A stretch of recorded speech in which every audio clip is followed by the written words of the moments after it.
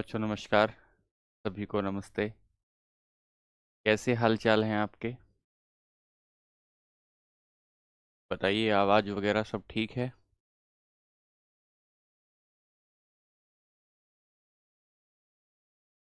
आपको आवाज़ ठीक से सुनाई दे रही है?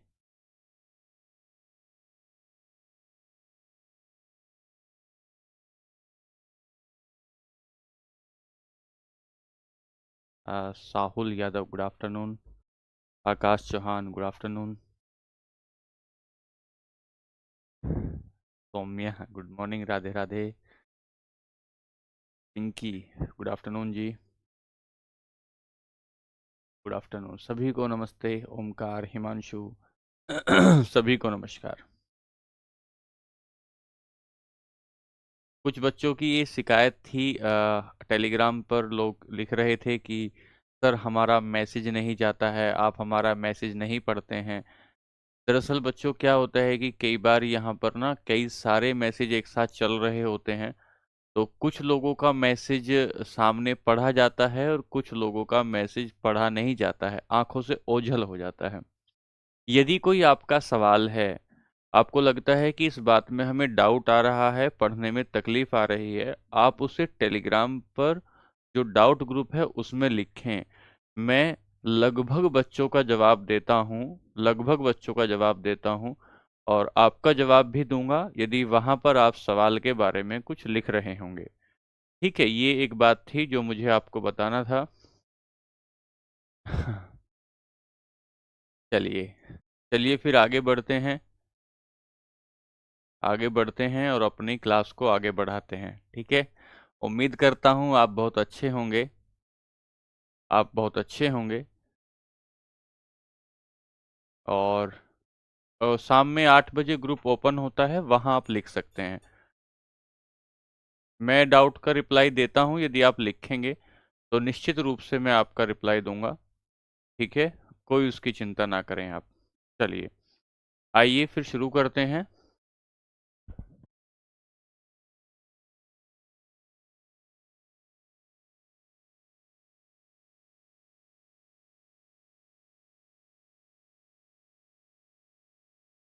चलिए शुरू करते हैं एक बार क्लास को। ठीक है, शुरू करते हैं और आगे बढ़ते हैं। तो कल की क्लास में हमने आपको ये बताया था, कल की क्लास में हम आपको ये समझा रहे थे कि नाभिक की स्टेबिलिटी, नाभिक की जो स्टेबिलिटी है वो कितना, कोई न्यूक्लियस जो है वो कितना स्टेबल कब होगा। तो हमने बताया कि अगर प्रोटॉन और न्यूट्रॉन की संख्या का जो रेशियो है, अगर वो 1:1 में होता है तो हम कहेंगे, 1:1 में होता है तो हम कहेंगे कि नाभिक जो होता है, न्यूक्लियस जो होता है वो सबसे ज्यादा स्टेबल होता है। फिर हमने कहा कि यदि नाभिक में होने वाले प्रोटॉन और न्यूट्रॉन का जो रेशियो है, या कहें न्यूट्रॉन और प्रोटॉन का जो रेशियो है, वो डेढ़ रेशियो अगर 1 है, 1.5:1 यदि होता है, तो हम कहेंगे कि न्यूक्लियस जो है अनस्टेबल हो जाना शुरू हो जाता है और उसमें रेडियो एक्टिविटी आ जाती है, वो अपने आप क्षय होना शुरू हो जाता है। यहां से आगे हम लोग चल रहे हैं और आज की क्लास में हम देखेंगे, आज की क्लास में हम देखेंगे, पहला हेडिंग डालेंगे परमाणु क्रमांक। हेडिंग डालेंगे परमाणु क्रमांक, जिसे कहेंगे एटॉमिक नंबर। Atomic number. कई बच्चों का ये डाउट है कि सर बहुत धीमे पढ़ा रहे हैं, ऐसे केमिस्ट्री कब तक समाप्त होगी, कब तक हमारा रिवीजन होगा। तो वो आप मेरे ऊपर छोड़ दीजिए, आपकी केमिस्ट्री कब तक समाप्त होगी, आपका रिवीजन किस तरीके से होगा, आपका पीवाईक्यू कैसे कंप्लीट होगा, उसकी चिंता आप ना करें, ये मेरी जिम्मेदारी है। ये मेरी जिम्मेदारी है, मैं इस मेरे ऊपर इस बात को छोड़ दीजिए। ठीक है, तो हम परमाणु क्रमांक की बात कर रहे हैं। अब सुनिए ध्यान से, चुप होकर सुनिए, सुनिए ध्यान से। अब हम कह रहे हैं कि जो हमने कहा कि सर जो परमाणु क्रमांक है ये क्या होता है। अगर आप किसी एक क्लास में देखें, किसी एक क्लास में बैठे हुए बच्चों को देखें और उन बच्चों को हम कहें कि ये परमाणु हैं, उन बच्चों को हम कहें परमाणु हैं, तो जो उनका रोल नंबर है, उनका जो रोल नंबर है, उस रोल नंबर को हम उस व्यक्ति का क्रमांक कहेंगे, उस व्यक्ति का अनुक्रमांक कहते हैं या उस व्यक्ति का रोल नंबर कहते हैं। जैसे किसी क्लास में किसी बच्चे को उसके रोल नंबर से देखा जाता है या रोल नंबर से पहचाना जाता है, ऐसे ही आवर्त सारणी में, पीरियोडिक टेबल में किसी भी एलिमेंट को, किसी भी तत्व को उसके परमाणु क्रमांक से नापा जाता है या समझा जाता है। आपने देखा होगा कि आप जब अपनी केमिस्ट्री आगे पढ़ेंगे या आपने आज से पहले पढ़ी होगी, तो ऐसे एक पीरियोडिक टेबल होती है। ये आपकी आवर्त सारणी है, मोसले की बनाई हुई आवर्त सारणी है। इस आवर्त सारणी में जितने भी एलिमेंट रखे हुए हैं, इस आवर्त सारणी में जितने भी एलिमेंट यहां रखे गए होंगे, उनको किसी ना किसी नंबर के आधार पर रखा गया है, और वो जो जिस नंबर के आधार पर रखा गया है, उस नंबर को ही परमाणु क्रमांक कह रहे हैं, उस नंबर को ही परमाणु क्रमांक कह रहे हैं। तो आप ये कहेंगे कि आवर्त सारणी में जो आपके तत्व हैं उनको सजाने का तरीका क्या है। जैसे क्लास में बच्चों को बैठाने का तरीका उनका रोल नंबर होता है, ऐसा ही पीरियोडिक टेबल में सारे तत्वों को सजाने का जो तरीका है, वो सजाने का तरीका आपका परमाणु क्रमांक होता है। लेकिन इससे तो बात नहीं बनी, इससे तो बात नहीं बनी, इससे तो सिर्फ ये समझा कि परमाणु क्रमांक के आधार पर या आवर्त सारणी में तत्वों को किस आधार पर सजाया गया है। तो आप इसका जवाब देंगे कि पीरियोडिक टेबल में तत्वों को सजाने का जो तरीका है वो परमाणु क्रमांक है। लेकिन ये नहीं समझे, इससे पूरी बात नहीं बनी। ध्यान देंगे क्या कि हम समझ रहे हैं कि परमाणु क्रमांक क्या होता है। परमाणु क्रमांक क्या होता है? किसी भी तत्व के जो परमाणु होते हैं, उन परमाणुओं के भीतर प्रोटॉनों की संख्या को, किसी भी तत्व के परमाणु के भीतर प्रोटॉनों की संख्या को उसका परमाणु क्रमांक कहते हैं, उसका परमाणु क्रमांक कहते हैं। और आप पहले ही पढ़कर आए हैं कि जितने की परमाणु जो होता है वो विद्युत का उदासीन कण होता है, इलेक्ट्रो न्यूट्रल पार्टिकल होता है, मतलब उस पर पॉजिटिव और नेगेटिव चार्ज बराबर होता है। इसका मतलब क्या हुआ? इसका मतलब यह हुआ कि आपका जो परमाणु होगा उसके भीतर जितनी प्रोटॉन की संख्या होगी उतनी ही संख्या इलेक्ट्रॉन की होती है, उतनी ही संख्या इलेक्ट्रॉन की होती है। तो हम क्या कहते हैं?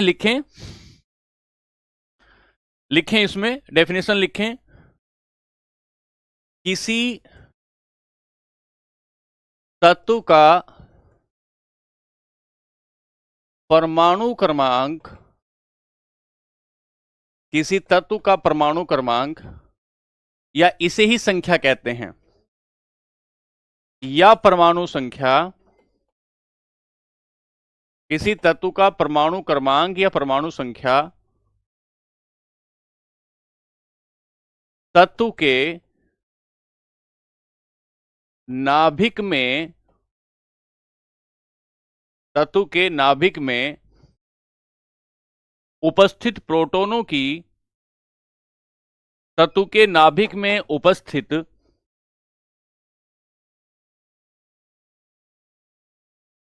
प्रोटॉनों की संख्या के बराबर होता है।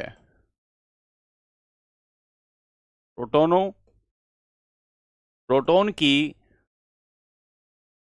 संख्या के बराबर होता है।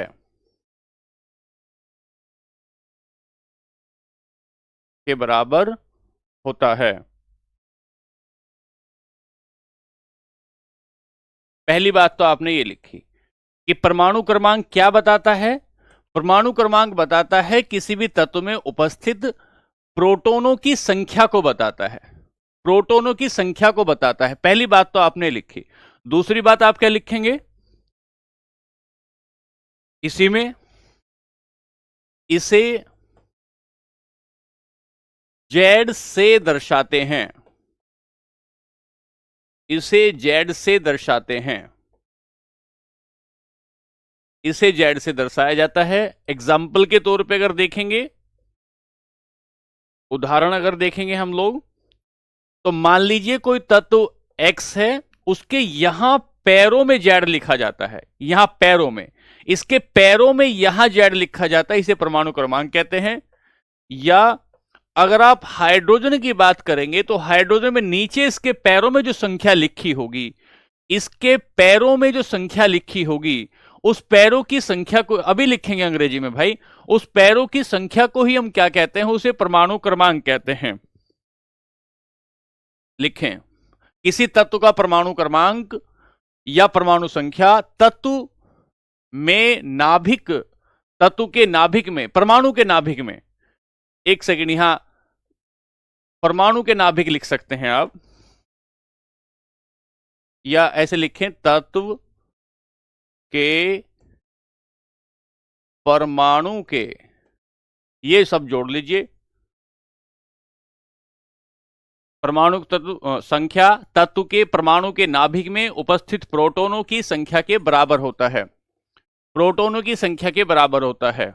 ठीक है, लिखे जल्दी से।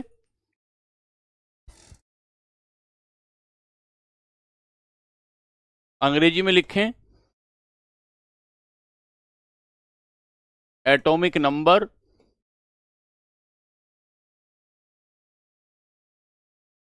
The atomic number is equal to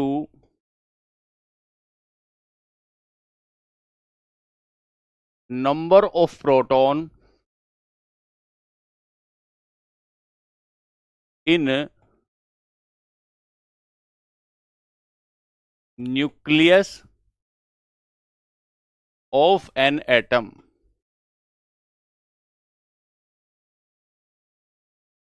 It is denoted by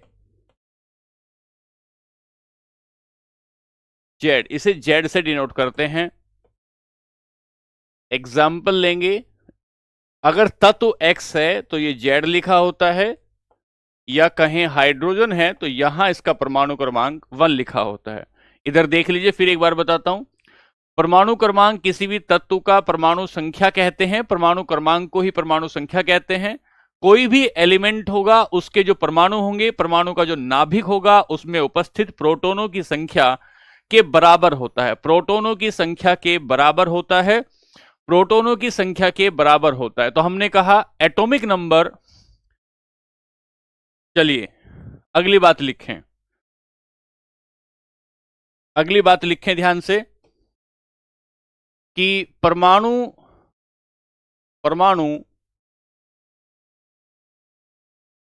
विद्युत का उदासीन कण होता है, विद्युत का उदासीन कण होता है, इसलिए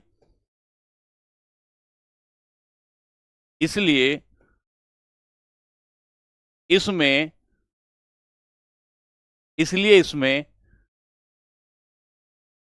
प्रोटोन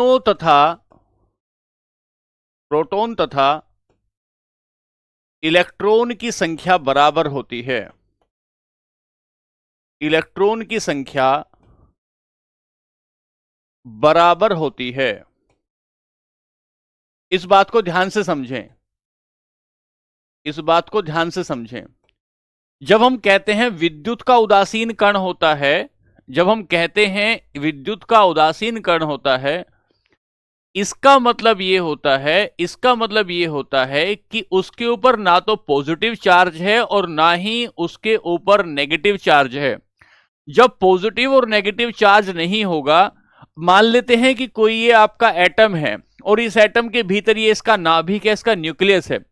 अगर इसके भीतर पॉजिटिव चार्ज ज्यादा है, इसके भीतर पॉजिटिव चार्ज ज्यादा है और इस पर एक इलेक्ट्रॉन है, तो इस और इलेक्ट्रॉन पर चार्ज होता है आप जानते हैं नेगेटिव, तो ये तो आपका ज्यादा इस पर चार्ज पॉजिटिव हो जाएगा और चार्ज इस पर नेगेटिव कम हो जाएगा, तो वास्तव में तो ये एक धनात्मक कण हो जाएगा क्योंकि इस पर पॉजिटिव चार्ज ज्यादा है। या अगर इसके नाभिक के भीतर प्रोटॉन कम है और इलेक्ट्रॉन की संख्या ज्यादा है, तो इसका मतलब हो जाएगा इस पर नेगेटिव चार्ज ज्यादा है और ये ऋणात्मक कण हो जाएगा, नेगेटिव चार्ज इस पर ज्यादा है। लेकिन क्योंकि प्रोटॉन न तो धनात्मक हो रहा है और न ही प्रोटॉन ऋणात्मक है, तो इसका मतलब होता है कि प्रोटॉन विद्युत का उदासीन कण होता है। और जब कोई चीज विद्युत का उदासीन कण होगी तो इसका मतलब यह होगा उस पर प्रोटॉन और न्यूट्रॉन की संख्या बराबर बराबर होती है, प्रोटॉन और न्यूट्रॉन की संख्या बराबर बराबर होती है। लिखें atom is electro neutral particle,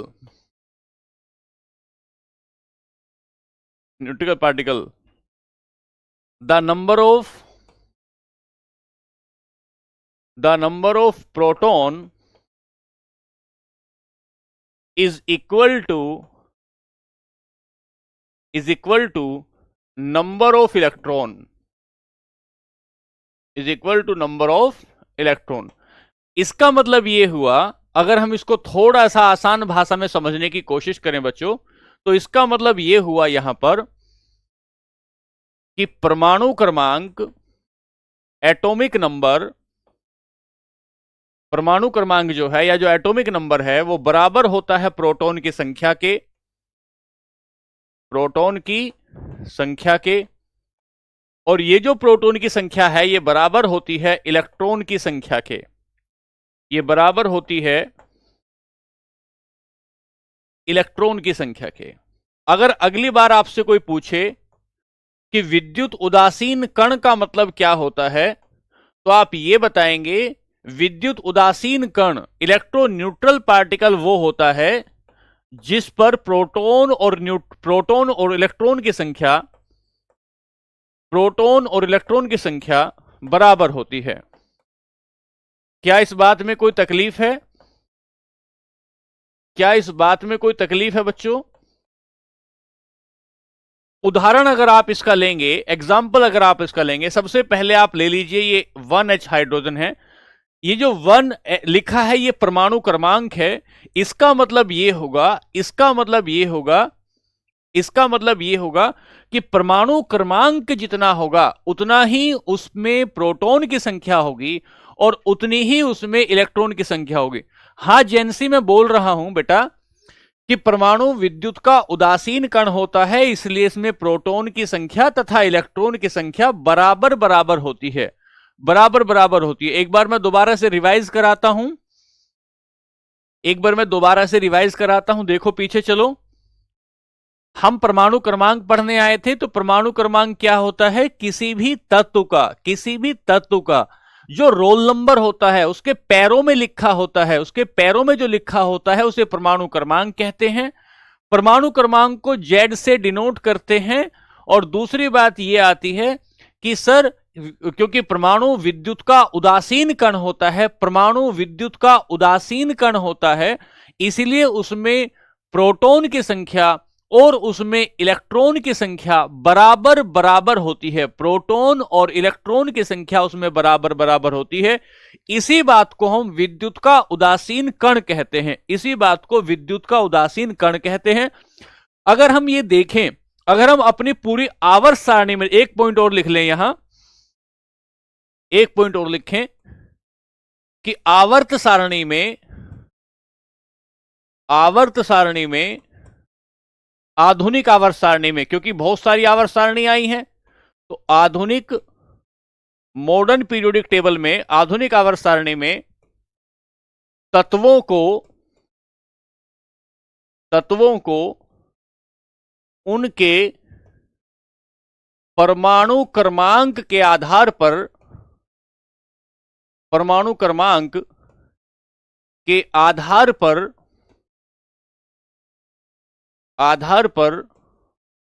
सजाया गया लिखें, या परमाणु क्रमांक के आधार पर रखा गया है।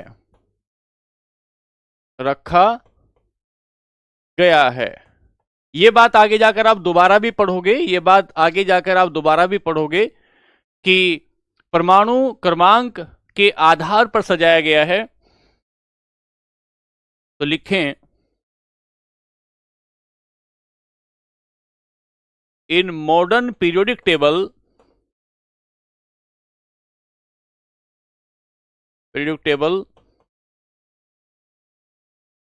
elements are listed according to their atomic numbers,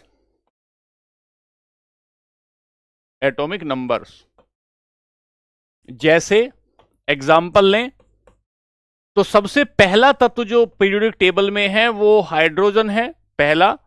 दूसरा तत्व लेंगे तो हीलियम है, दूसरा। तीसरा तत्व लेंगे तो लिथियम है, तीसरा। चौथा तत्व लेंगे तो बेरियम है, ऐसे। पांचवा तत्व लेंगे तो बोरोन है। छठा तत्व लेंगे कार्बन है। तो जैसे जैसे परमाणु क्रमांक बढ़ता चला गया, जैसे जैसे परमाणु क्रमांक बढ़ता चला गया, वैसे ही हमने अपनी आवर्त सारणी को सजाना शुरू कर दिया।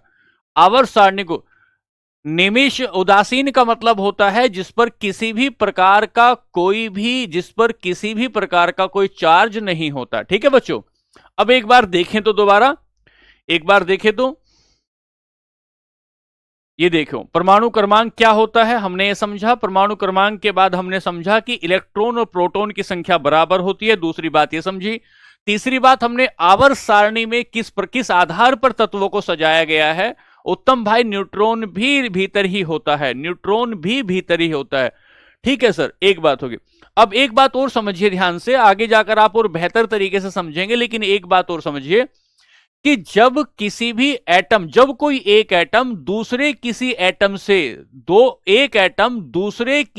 एटम से रासायनिक अभिक्रिया करता है तो उसमें इलेक्ट्रॉन की भागीदारी होती है। ध्यान से समझिए, जब कोई एक एटम दूसरे, मान लेते हैं हाइड्रोजन और ऑक्सीजन आपस में मिले और उनको पानी बनाना है, तो उसमें इलेक्ट्रॉन की भागीदारी होती है। तो क्या रासायनिक बंधन बनाने में या केमिकल कंपोजिशन बनाने में, रासायनिक अभिक्रिया करने में किसकी भूमिका होती है? इलेक्ट्रॉन की भूमिका होती है। और इलेक्ट्रॉन किसी भी परमाणु में कितने होंगे? इलेक्ट्रॉन किसी भी परमाणु में उतने होंगे जितने उसमें प्रोटॉन होंगे। और प्रोटॉन कितने होंगे ये बात बताएगा परमाणु क्रमांक। ठीक है सर, यहां तक देखिए एक बार, बताइए ये बातें यहां तक बताइए जल्दी से, तेजी से।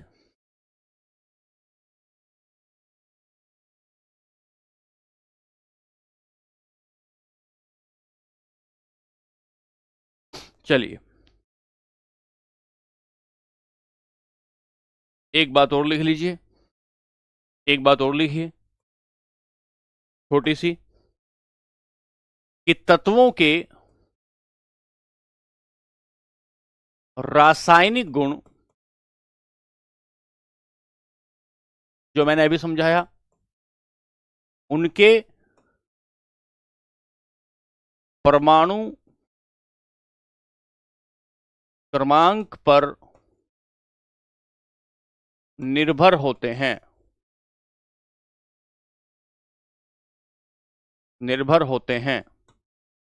अतः परमाणु का मूल लक्षण है।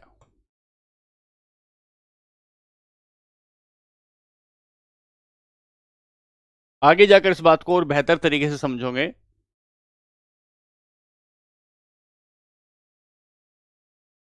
The chemical properties of an atom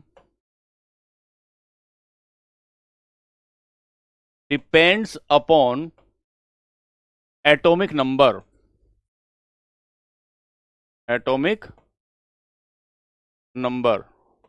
तो atomic number is a fundamental feature of an atom।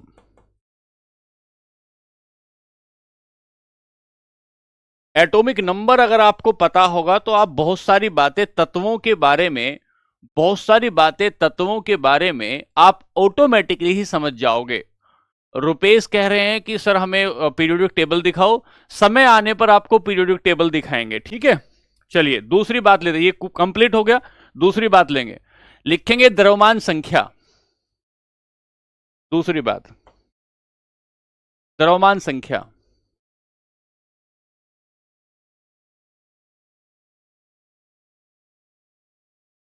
इसे हम लोग मास नंबर कहते हैं। इसे हम लोग मास नंबर कहते हैं। अब सुनो ध्यान से, तुम लोग बात करने में नहीं, थोड़ा समझने में ध्यान दो, थोड़ा समझने में ध्यान दो। हम कह रहे हैं कि सर हमने परमाणु क्रमांक समझ लिया, अब हमें यह बताइए कि ये द्रव्यमान संख्या क्या होती है। ध्यान से समझेंगे, जब हम लोग द्रव्यमान संख्या की बात करेंगे या मास नंबर की बात करेंगे तो किसी भी, हाँ बिल्कुल हम अलग तरीके से इसको देख रहे हैं। किसी भी तत्व के भीतर, कोई तत्व है, कोई भी जो एलिमेंट बनता है वो छोटे छोटे छोटे छोटे परमाणुओं से मिलकर बनता है। तो जब हम ये कहते हैं कि किसी भी परमाणु के भीतर प्रोटॉन की संख्या कितनी है और न्यूट्रॉन की संख्या कितनी है, प्रोटॉन और न्यूट्रॉन की संख्या को मिलाकर, प्रोटॉन और न्यूट्रॉन की संख्या को मिलाकर, न्यूट्रॉन की संख्या को मिलाकर जो संख्या बनेगी उसे हम द्रव्यमान संख्या कहेंगे। तो किसी भी परमाणु के भीतर, किसी भी परमाणु के भीतर न्यूट्रॉन और प्रोटॉनों की संख्या का जो योग होगा, जो उसका सम होगा, उसे हम उस परमाणु की द्रव्यमान संख्या कहते हैं, उसे हम परमाणु की द्रव्यमान संख्या कहते हैं। ठीक है, लिखें इस बात को, तेजी से लिखें इस बात को।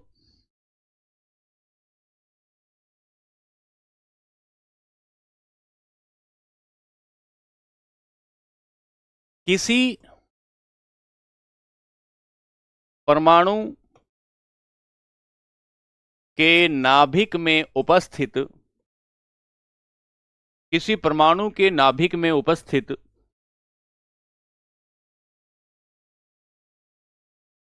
उपस्थित प्रोटॉन तथा न्यूट्रॉन की संख्या का योग, प्रोटॉनों तथा न्यूट्रॉनों की संख्या का योग, प्रोटॉनों तथा न्यूट्रॉनों की संख्या का योग द्रव्यमान संख्या कहलाता है।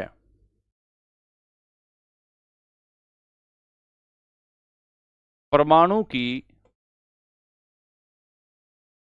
द्रव्यमान संख्या कहलाता है, संख्या कहलाता है। यह बात हमने समझी, इसको नोट करिए एक बार, मैं अंग्रेजी में लिख देता हूं। The sum of neutron and proton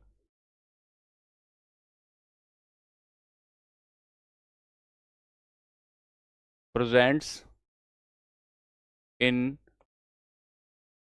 nucleus of an atom is called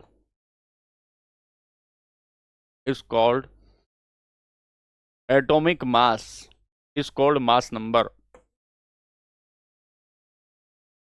is called mass number। दो बातें समझे,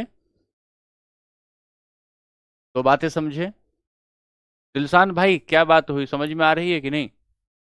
कि किसी परमाणु के नाभिक में प्रोटॉनों और न्यूट्रॉनों की संख्या जितनी होगी उसे उसकी द्रव्यमान संख्या कहते हैं, उसे उसकी द्रव्यमान संख्या कहते हैं। शांति से होके पढ़ो, बहुत आसान चीजें हैं, इनमें कुछ है थोड़ी। ये तो मैं इसलिए लिखवा रहा हूं ताकि आपका नोट्स ढंग तरीके से बन जाए और फिर आपको समझ में आने लगे। इसे ए से प्रदर्शित करते हैं, ए से प्रदर्शित करते हैं। It is denoted by symbol A से प्रदर्शित करते हैं, इसको लिखो, एग्जाम्पल लिखें। अच्छा वीडियो रुक रहा है, वीडियो रुक रहा है इसका।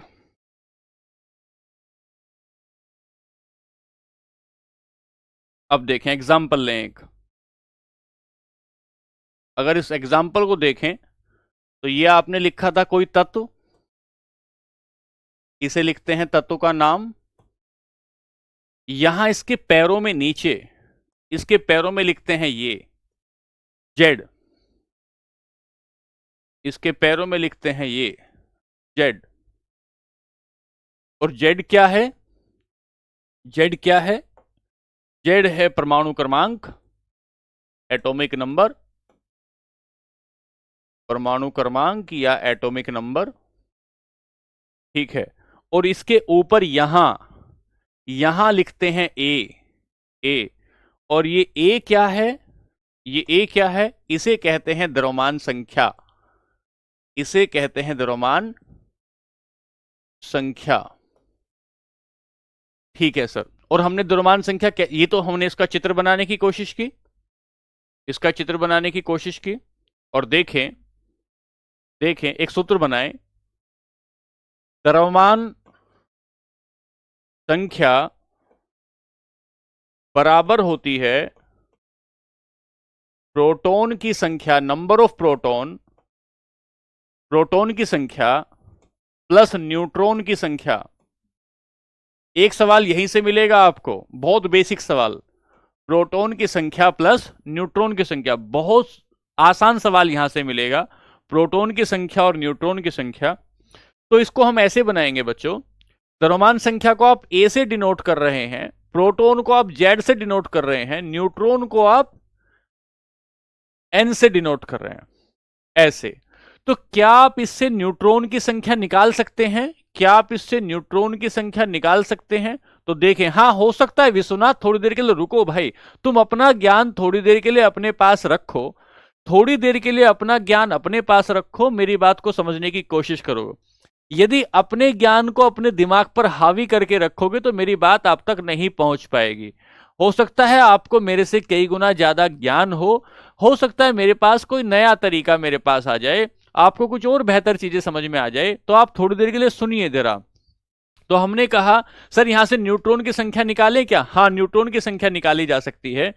अगर आप न्यूट्रॉन की संख्या निकालें तो ए माइनस जेड ऐसे आपको करना पड़ेगा। तो द्रव्यमान संख्या से आप नंबर ऑफ न्यूट्रॉन निकाल सकते हैं, द्रव्यमान संख्या से आप नंबर ऑफ न्यूट्रॉन निकाल सकते हैं। एक बार एग्जाम्पल से निकाल कर देखते हैं, एक बार एग्जाम्पल से निकाल कर देखते हैं कैसे होता है। तो सर एक एग्जाम्पल लिया, एटॉमिक मास जो होता है, एटॉमिक मास जो होता है, अच्छा कोई कह रहा है इंग्लिश में लिखो, बच्चे मैं बोल तो रहा हूं लगातार। इसे बोलते हैं मास नंबर, मास नंबर। इसे बोल रहे हैं नंबर ऑफ प्रोटॉन, इसे बोल रहे हैं नंबर ऑफ प्रोटॉन, और प्लस इसे बोल रहे हैं number of neutron, number of neutron. ठीक है, अब हम यहां से निकालने की कोशिश करते हैं। चलिए पहला हम ले लेते हैं, सोडियम को ले लीजिए। पहला हम लेंगे, लिखिए ध्यान से। अरे भैया तुम आराम से पढ़ने की कोशिश करो, आगे ज्यादा दिमाग ना लगाओ। एक एग्जाम्पल ले रहे हैं, एक एग्जाम्पल ले रहे हैं, भरे हुए दिमाग से पढ़ोगे तो समझ नहीं पाओगे भाई। 23। ठीक है, ऐसे एक एग्जाम्पल लिया। सर ये क्या है? ये इसका मास नंबर है, ये इसकी द्रव्यमान संख्या है। ठीक है सर, ये कहां होती है? ये सिर पर लिखी होती है। द्रव्यमान संख्या कहां लिखी होती है? सिर पर लिखी होती है। परमाणु क्रमांक कहां लिखा होता है? सर ये पैर पर लिखा होता है। परमाणु क्रमांक कहां लिखा होता है? सर पैर पर लिखा होता है। कई बच्चे जो पहली बार केमिस्ट्री पढ़ रहे हैं, आप मुझे आराम से उनको समझाने दीजिए और आप भी समझिए, ठीक है। चलिए सर, द्रव्यमान संख्या को किससे डिनोट करते हैं? ए से डिनोट करते हैं। परमाणु क्रमांक को किससे डिनोट करते हैं? जेड से डिनोट करते हैं। सर मुझे इसमें से क्या निकालना है? मुझे इसमें से न्यूट्रॉन निकालना है। क्या निकालना है? मुझे इसमें से न्यूट्रॉन निकालना है। ठीक है, न्यूट्रॉन निकालना है। ठीक है, न्यूट्रॉन निकालने के लिए मैं क्या करूंगा?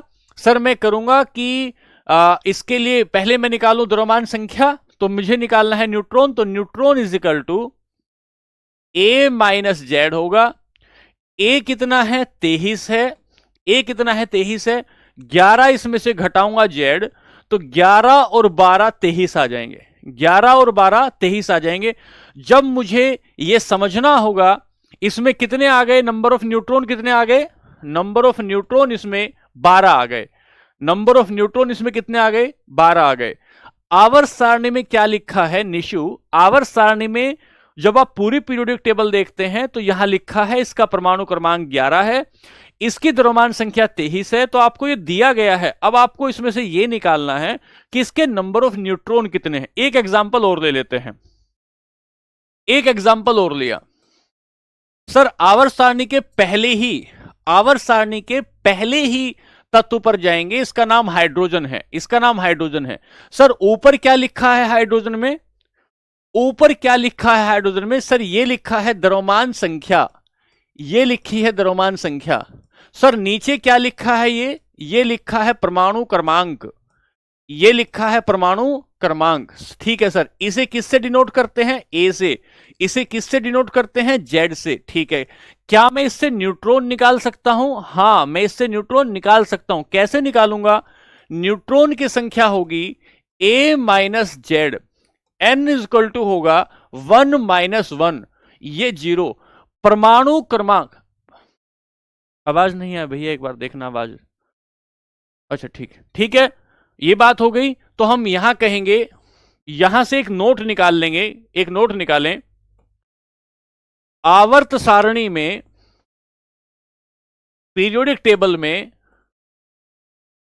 एकमात्र तत्व हाइड्रोजन है जिसमें न्यूट्रॉन नहीं होता, जिसमें न्यूट्रॉन नहीं होता। एकमात्र तत्व हाइड्रोजन है। संख्या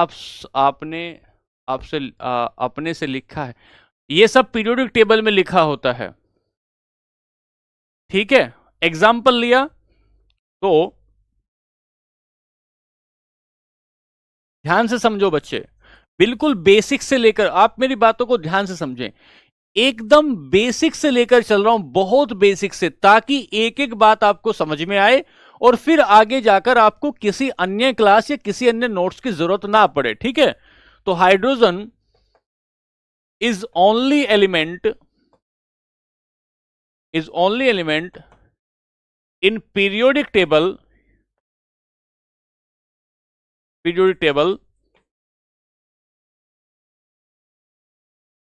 that is in that neutron is absent।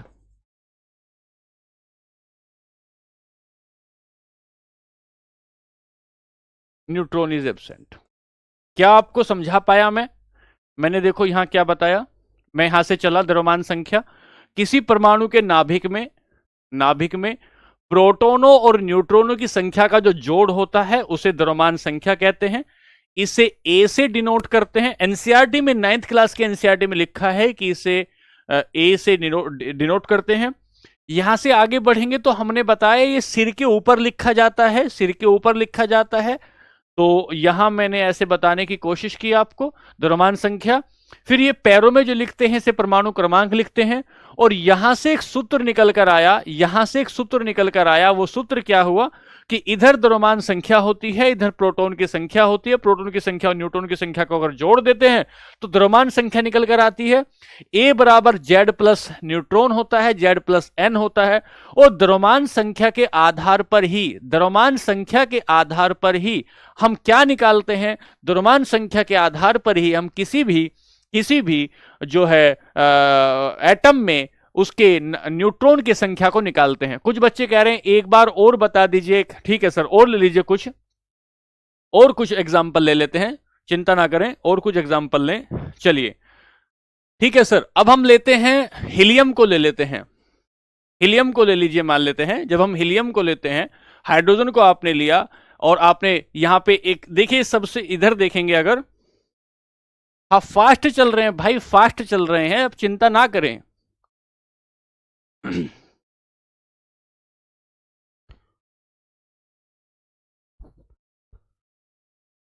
ठीक है,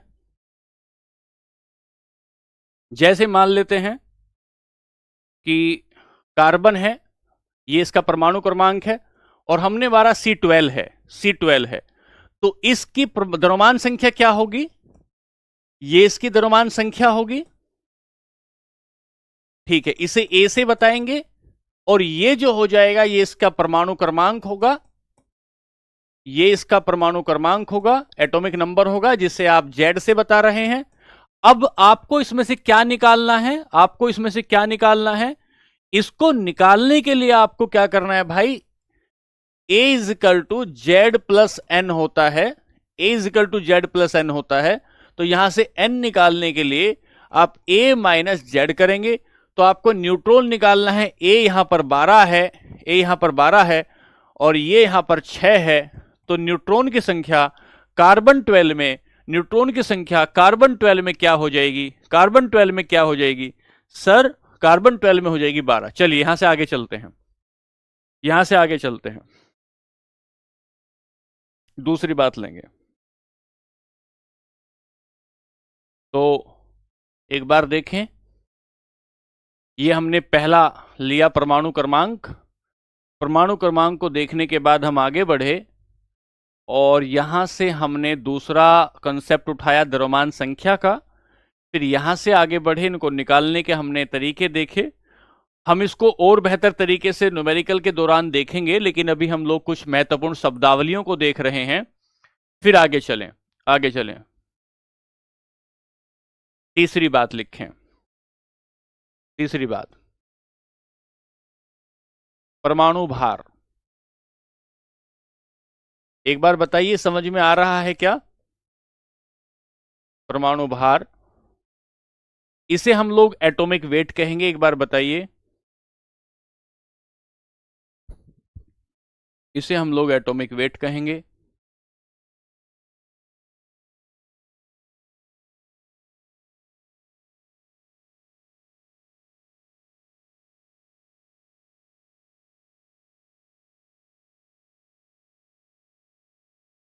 एक बार बताइए, समझ में आ रहा है? अमन, वो याद नहीं करना है भाई। चलिए ठीक है, ठीक है। हाँ, पीवाईक्यू कराएंगे, समय के साथ पीवाईक्यू कराएंगे। एक बार जो है आपको पूरा करा दें, फिर आपका पीवाईक्यू कराएंगे। अब सुनिए ध्यान से, जब आप इसकी बात पढ़ेंगे, ठीक है, क्वेश्चन किस टाइप से आएगा सुनीता, थोड़ी देर के लिए आप समझें, पहले पूरा हो जाने दे, फिर आपको पीवाईक्यू कराएंगे, तब आपको समझ में आएगा कि कैसे सवाल आएंगे। ठीक है, चलिए। अब हमने कहा परमाणु भार क्या होता है। जैसे आपने कभी देखा है कि आप 1 किलो चीनी लेकर आए, तो भाई आपने कहा ये चीनी कितनी है, तो आपने कहा सर ये चीनी जो है ये 1 किलो है। आप किसी मशीन पर चढ़कर खड़े हो गए और आपने देखा कि सर ये जो मेरा वेट है 50 किलो, 60 किलो, 70 किलो हो रहा है, ऐसे करके। तो सर वेट जो होता है, वेट जो जैसे आपका वेट है, ऐसे ही बहुत छोटे सूक्ष्म कणों का भी वेट होता है। जैसे आपका किसी भी पदार्थ का वेट होता है, किसी भी पदार्थ का भार होता है, वैसे ही किसी परमाणु का भी भार होता है। लेकिन हम अपने वेट को किलोग्राम में नाप लेते हैं, ग्राम में नाप लेते हैं, क्विंटल में नाप लेते हैं। लेकिन जो आपका परमाणु है उसका भार इतना सूक्ष्म होता है, इतना कम होता है, इतना छोटा होता है कि उसके लिए कोई ऐसी स्पेशल यूनिट नहीं है, स्पेशल यूनिट नहीं है। उसे हम किसी दूसरे तत्व से तुलना करते हैं। जो कार्बन 12 होता है, ध्यान से सुने, कार्बन 12 का 12वां हिस्सा जो होगा, अगर आपको हाइड्रोजन का परमाणु भार नापना हो, किसी भी तत्व का, नाइट्रोजन का परमाणु भार नापना हो, ऑक्सीजन की बात हो, चाहे कार्बन की बात हो, चाहे लिथियम की, सोडियम की, किसी की भी आपको परमाणु भार नापना हो, आप कार्बन 12 का जो परमाणु होगा, उस कार्बन 12 के परमाणु का 12वां हिस्सा करिए और उस 12वें हिस्से से हम तुलना करेंगे, उस 12वें हिस्से से हम तुलना करेंगे कि किसी भी परमाणु का भार, किसी भी परमाणु का भार कार्बन 12 के परमाणु के भार के 12वें हिस्से की तुलना में कितना है। 12वें हिस्से की तुलना में कितना है, इसको हम कंपेयर करेंगे। तो हमने ये बताया कि सर परमाणु का भार, परमाणु किसी भी तत्व के परमाणु का भार ही उसका परमाणु भार कहलाता है, उसमें वजन कितना है वो उसका परमाणु भार कहलाता है। तो कार्बन 12 का जो परमाणु है, कार्बन 12 का जो एक परमाणु है, अगर आप यहां देखें, सुनिए ध्यान से, मान लीजिए,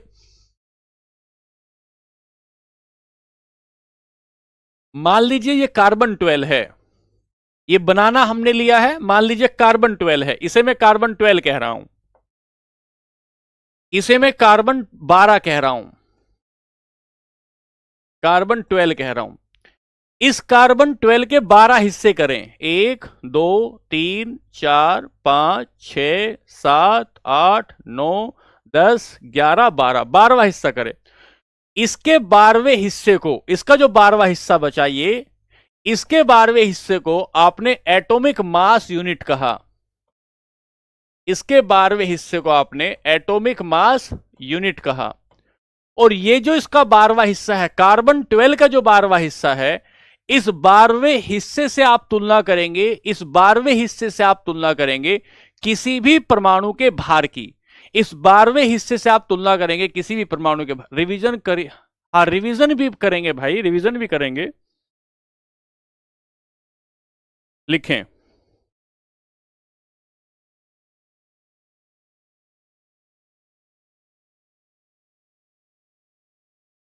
अब मैं यहां लिखता हूं, एक बार लिखें, मैं समझा दिया है, एक बार और फिर समझा दूंगा, एक बार लिखें।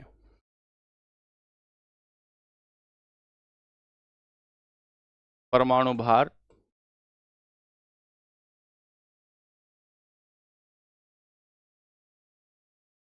किसी भी परमाणु का परमाणु भार वह संख्या है, किसी भी परमाणु का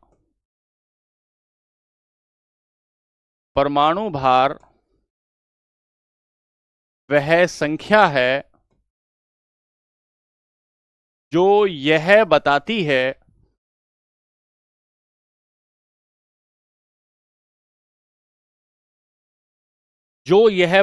है कि एक तत्व के परमाणु का औसत भार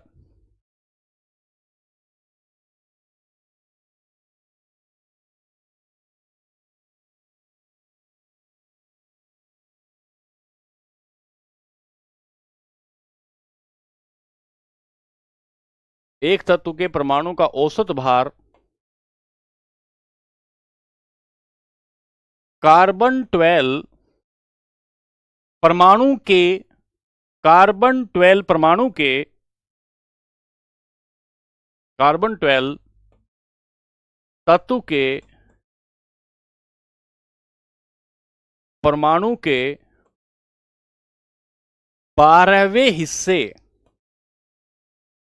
12वें हिस्से का कितना गुना है। बस सवाल इतना पूछेगा आपसे, सवाल इतना पूछेगा कि परमाणु का भार तोलने नापने के लिए कौन से तत्व का प्रयोग किया जाता है, सवाल यह पूछेगा। परमाणु का भार नापने के लिए कौन से तत्व का प्रयोग किया जाता है, कौन से तत्व का प्रयोग किया जाता है, यह पूछेगा, यह पूछेगा।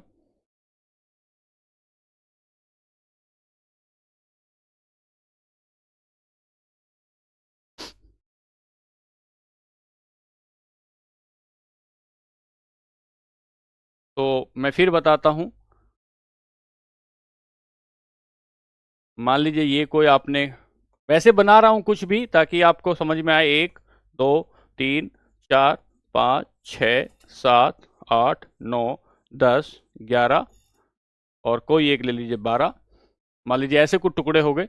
इन टुकड़ों में से आपने ये टुकड़ा लिया, ये कौन है, ये कार्बन 12 है।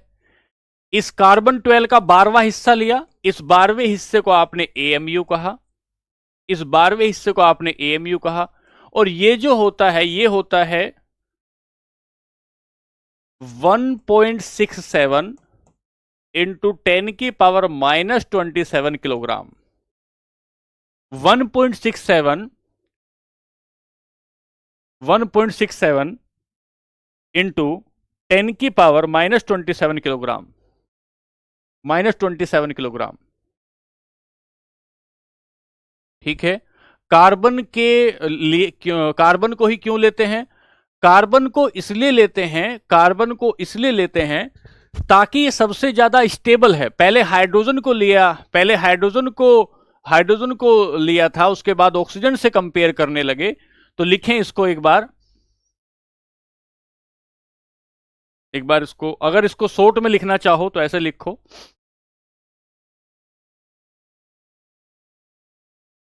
परमाणु भार बराबर तत्व का औसत भार डिवाइड बाई कार्बन 12 तत्व के और इंटू 12। ऐसे आप इसको लिख सकते हैं कि किसी भी तत्व का औसत भार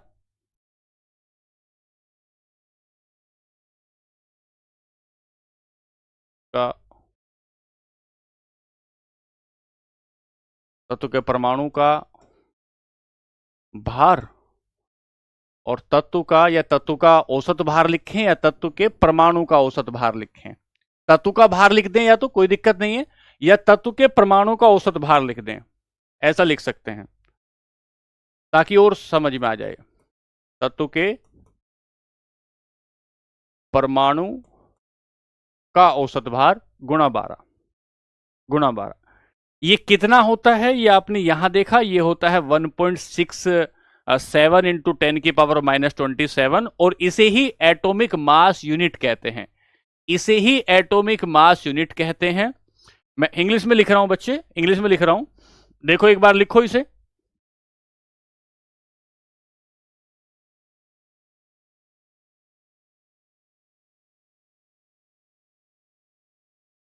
लिखें परमाणु भार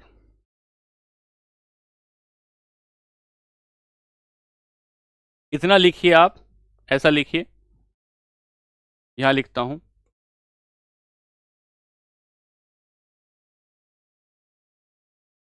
एटॉमिक वेट बराबर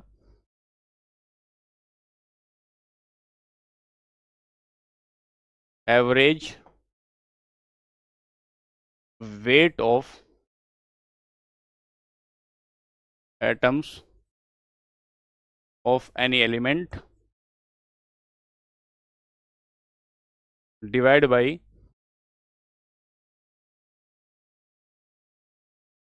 weight of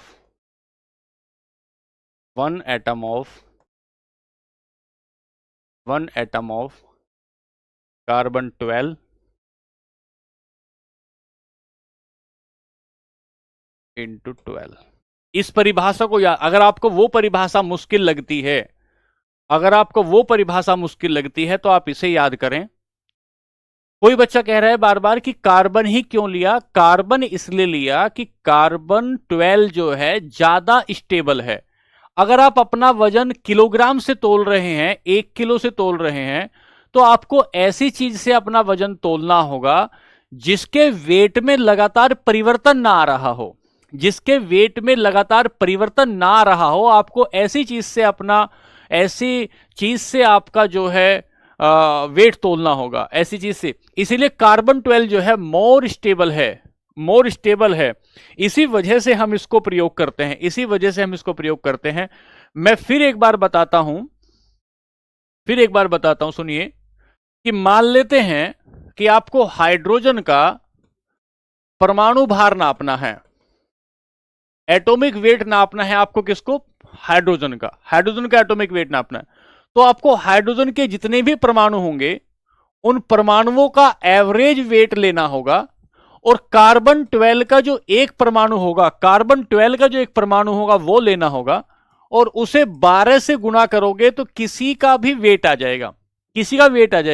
जो आपके 118 तत्व लिखे गए हैं आवर्त सारणी में, पीरियोडिक टेबल में जो 118 तत्व लिखे गए हैं, उनमें से किसी भी एक एलिमेंट का या सभी एलिमेंट का आपको क्या नापना है, सभी एलिमेंट को आपको अगर जो है भार नापना है, तो कार्बन 12 जो होगा, कार्बन 12 के एक परमाणु के भार के 12वें हिस्से से उसकी तुलना करनी होगी।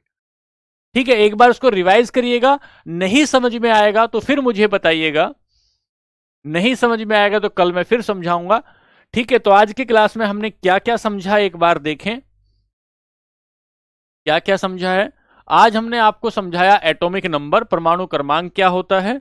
परमाणु क्रमांक से आगे बढ़े तो हमने आपको बताया ये परमाणु द्रव्यमान संख्या, द्रव्यमान संख्या से आगे बढ़े तो हमने बताया आपको परमाणु भार, परमाणु भार।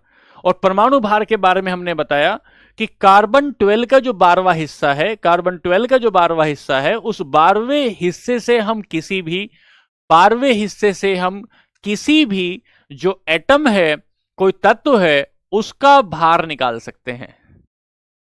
ठीक है। हाँ, कल क्लास नहीं होगी, अब मंडे में हमारी क्लास होगी। और फिर हम लोग आपको पहले पूरा चैप्टर कराएंगे। पूरे चैप्टर को कराने के बाद आप अच्छे से अपना नोट्स बनाते रहिए, नोट्स बनाते रहिए।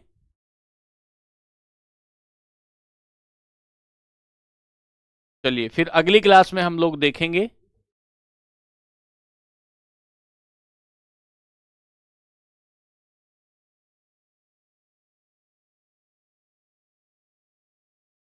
ठीक है, थैंक यू, थैंक यू, सभी को बहुत धन्यवाद।